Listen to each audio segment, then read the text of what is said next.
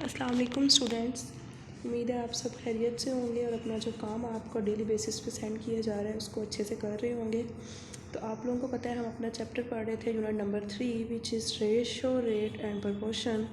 तो ये almost and हो गया है। तो इसमें हमने आज जो काम करना है वो है यूनिट चेक 3 स्टार्ट करते हैं। और हमारा आज का जो टॉपिक है वो है यूनिट चेक 3 के क्वेश्चन नंबर 1 to 4। ठीक है, उससे पहले सबसे पहले हम अपना देखते हैं जी SLO। वो क्या है, कैलकुलेट करना है हमने rate and average rate of quantities.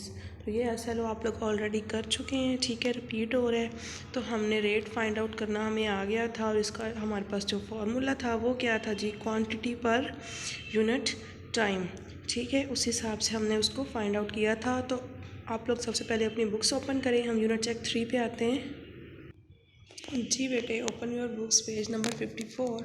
उस पर आपको नज़र आ रहा है यूनिट चेक 3। इसमें क्वेश्चन 1 2 हम अपनी बुक पर सॉल्व करेंगे and then question number 3 and 4 we will solve on your notebook. ठीक है, तो इसका in circle the correct option is the first question. इसका ए पार्ट देख लेते हैं।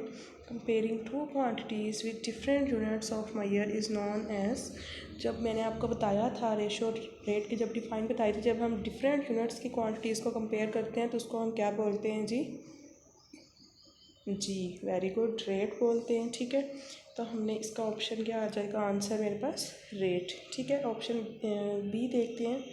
Two quantities will be called directly proportional to each other if decrease in one quantity cause the other quantity too. अब इसमें हमने बताना है क्या आंसर है। तो डायरेक्टली में मैं आपको बता चुकी हूँ ऑलरेडी कि अगर एक क्वांटिटी इंक्रीज़ हो रही है तो दूसरी भी इंक्रीज़ होनी चाहिए, और अगर एक डिक्रीज़ हो रही है तो दूसरी भी डिक्रीज़ ही होगी। So it's correct option answer is decrease. C part देखते हैं। The missing term in the proportion of a proportion given है 3:27, प्रोपोर्शन 8 अब यहाँ पर उसने ब्लैंक बॉक्स छोड़ा था, मैंने वहाँ पर एक्स लिख दिया खुद से इज़। अब हमने इसको सॉल्व करना है। तो इसका फार्मूला था, आप लोगों ने अगर लास्ट लेक्चर देखा हो तो उसमें था product of means is equal to product of extremes. तो एक्सट्रीम्स क्या थी, ये बाहर वाली दोनों वैल्यूज़ 3 मल्टीप्लाई बाई एक्स, वो मैंने इधर लिख दिया। और मीन्स क्या थे 27 मल्टीप्लाई बाई 8। तो हमने इसको मल्टीप्लाई किया, 216 आ गया, उसको 3 पे डिवाइड किया तो हमारे पास आंसर आया 72। ठीक है, डी पार्ट देखते हैं। The ratio of 500 metre to 1 kilometre is.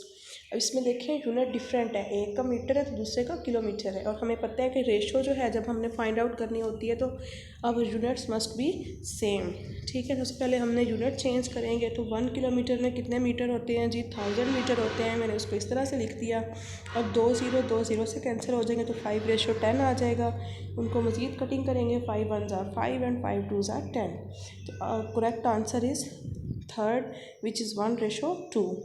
ठीक है, ई पार्ट में है the price of an item increased from ₹15 to ₹30 in what ratio has price increased. तो बेटा इस तरह मैंने आपको इस तरह के जब क्वेश्चंस करवाए थे बताया था। तो जब हमारे पास इस तरह के क्वेश्चंस आएंगे तो जो न्यू क्वांटिटी है वो हमने पहले लिखनी होती है, जो ओल्ड होती है उसको हमने बाद में लिखना है। तो न्यू क्वांटिटी क्या थी, 30 थी, मैंने पहले लिखा, रेशो 15 लिखा।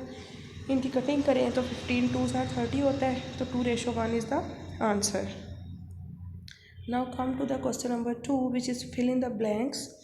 तो इसमें भी सेम वही चीज़ है। ए पार्ट है ratio of 30 centimetre to 5 metre is.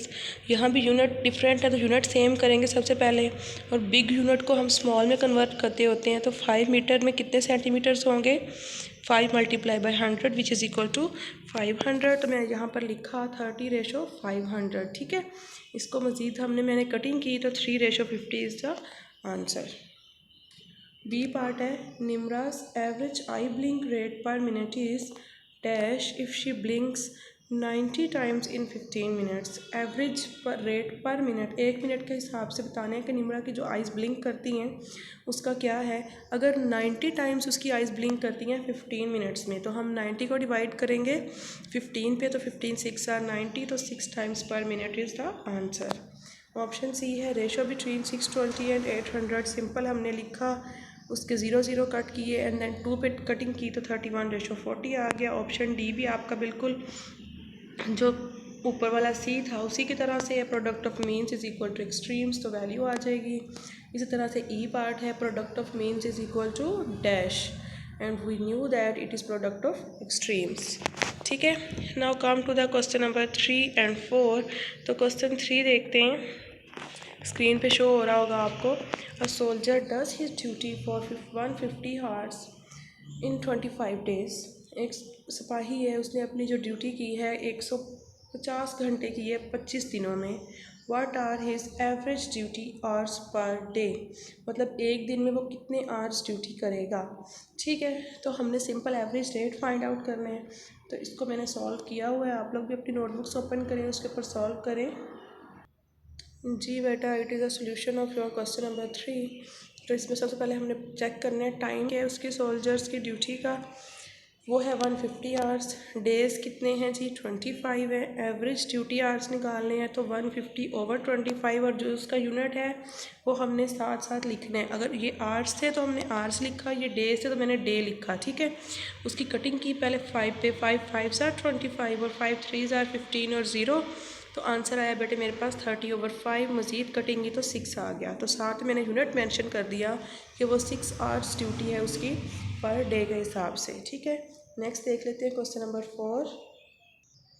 जी, तो वापस बुक पे आएँ और क्वेश्चन नंबर 4 पढ़ें आप लोग भी। A shopkeeper sold 5 items for ₹540।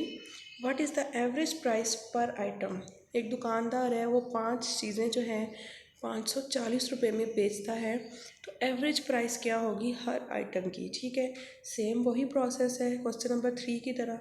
इसका सोल्यूशन भी देख लेते हैं। सबसे पहले आपको स्टेटमेंट बनानी आनी चाहिए। जी बेटा, आपको स्क्रीन पे नज़र आ रहा होगा क्वेश्चन नंबर 4 का सोल्यूशन। सबसे पहले हमने स्टेटमेंट बनानी है। शॉपकीपर सोल्ड आइटम्स, कितने आइटम्स सोल्ड किए उसने 5।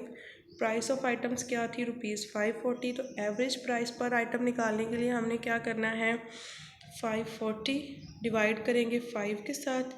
ठीक है, तो आंसर मेरे पास क्या आ जाएगा, मैंने इसकी कटिंग की 5 10s are 50। ठीक है, 4 उधर कैरी चला गया, 5 8s are 40। तो आपके पास आंसर आया जी 108 रुपीज़। तो एक आइटम की जो प्राइस है वो है आप लोगों के पास 108 रुपये। ठीक है, now come to your homework. जी बेटा, आपका जो आज का होमवर्क है वो है, सबसे पहला क्वेश्चन है what is average rate of 100 apples costing $200 है। तो एवरेज रेट निकालना है तो 200 को हमने डिवाइड कर देना है जी 100 के साथ। तो आंसर आ गया जी $2 पर एप्पल। ठीक है, MCQ है what is the formula for the rate. तो रेट का फार्मूला क्या है ये आप लोग बताएंगे। ऑप्शन दे दिए गए हैं, quantity over time, time over quantity, quantity multiply by time, या नन ऑफ दीज। ठीक है, इसके बाद आप लोग क्वेश्चन नंबर 1 and 2 अपनी बुक्स पर फिल करेंगे and you will do question number 3 and 4 of check 3 on your notebooks. और जो आप लोगों को बेटा इश्यूज़ थे वीडियोस अपलोड करने में, वो अब सॉल्व हो चुके हैं। तो आप दोबारा अपलोड करने की कोशिश करें। आई होप कि आपका जो मामला है ये बिल्कुल ठीक हो जाएगा। ओके बेटा, stay safe and fee Aman Allah.